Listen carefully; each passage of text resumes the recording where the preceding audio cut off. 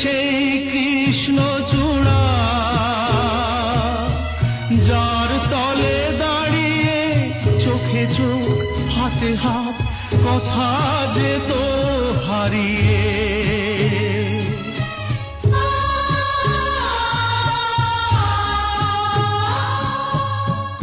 আজ এখানে আমার আশার সমাধি, ব্যথা জানাবার ভাষা নেই,